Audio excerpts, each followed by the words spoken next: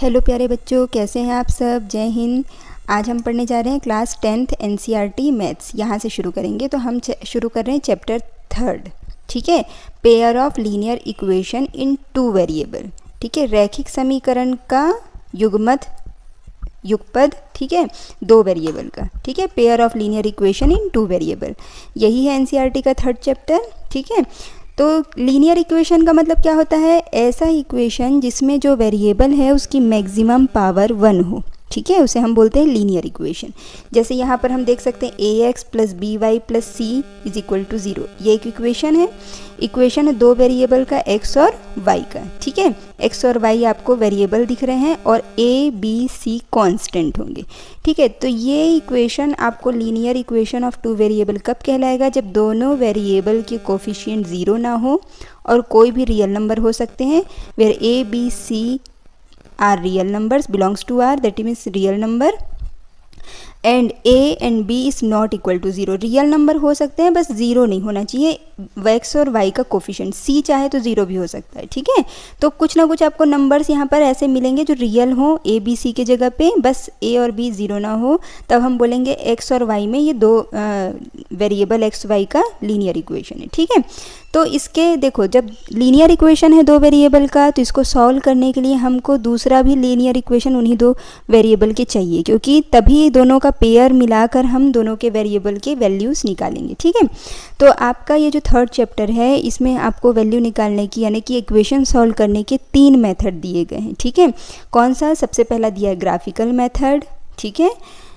फिर सेकेंड दिया है एलिमिनेशन मेथड, और थर्ड दिया है सब्स्टिट्यूशन मेथड। 3 मेथड आपको सॉल्व करना है, ठीक है। 3 मेथड आपको सीखना है, ठीक है।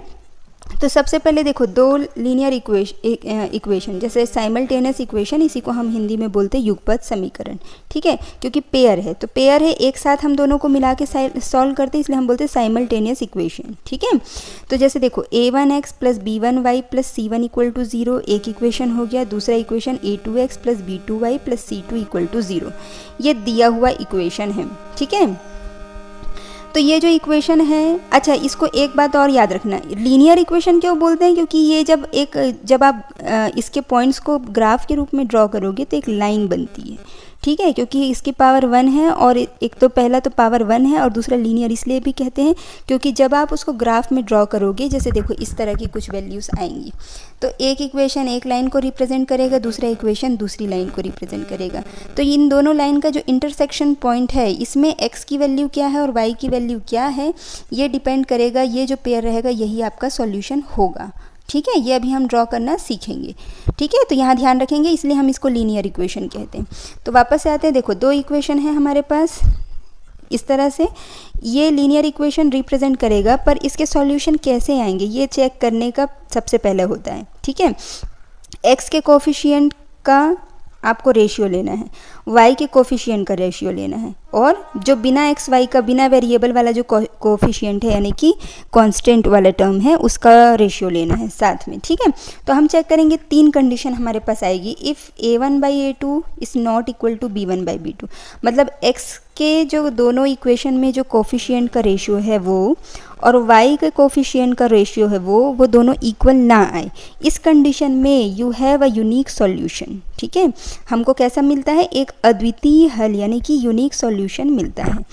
अगर a1/a2 इक्वल आ जाए b1/b2 की, यानी x के कोफिशिएंट का रेशियो इक्वल आए y के कोफिशिएंट के रेशियो के, बट और इक्वल आ जाए ये तीसरे वाला भी जो बिना वेरिएबल का है, यानी कि कांस्टेंट टर्म का रेशियो भी अगर लें हम, तो ये तीनों इक्वल आ जाए, उस कंडीशन में हमको इनफाइनाइट सॉल्यूशन मिलता है, ठीक है।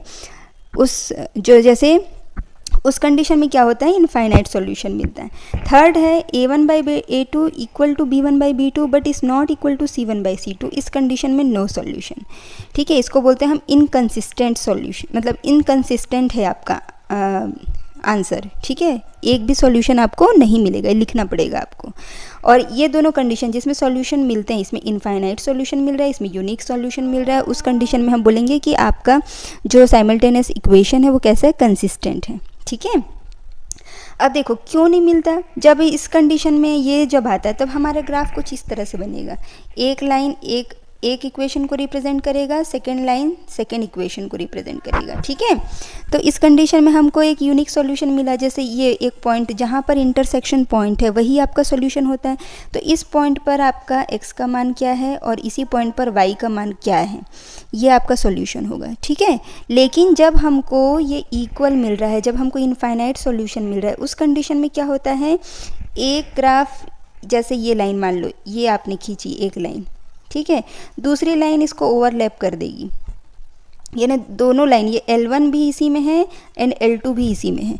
तो इस कंडीशन में क्या होगा, इस जैसे आपने ये एक्स वाई प्लेन पे खींचा है, तो इस पॉइंट पर जितने x की वैल्यू होगी, y की वैल्यू, ये भी पॉइंट, ये भी पॉइंट, ये भी पॉइंट, ऐसे ये इनफाइनाइट पॉइंट होंगे इस लाइन में, वो सारे पॉइंट इस इक्वेशन के सॉल्यूशन कहलाएंगे, ठीक है। हर पॉइंट उस इक्वेशन को सेटिस्फाइड करेगा, इसलिए हम बोलते हैं इस कंडीशन में हमको इनफाइनाइट सॉल्यूशंस मिलते हैं, ठीक है, क्योंकि दो लाइन आपको ओवरलैप करते हुए मिलेगी।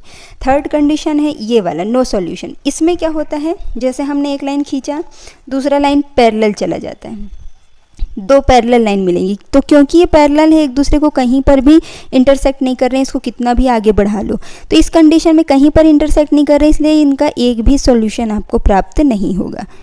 तो आई होप आप लोग आज इतना तो समझ गए होंगे, ठीक है। और अगर आप लोगों को ग्राफ ड्रॉ करने में दिक्कत होती है, हालांकि 9th में आप सीख कर आए हैं, लेकिन अगर ग्राफ ड्रॉ करने में दिक्कत होती है तो आप मुझसे कमेंट में ज़रूर पूछ सकते हैं, मैं ग्राफ ड्रॉ करना भी बता दूँगी। और नहीं तो फिर हम आगे अब पढ़ेंगे एलिमिनेशन मेथड और सब्स्टिट्यूशन मेथड, ठीक है।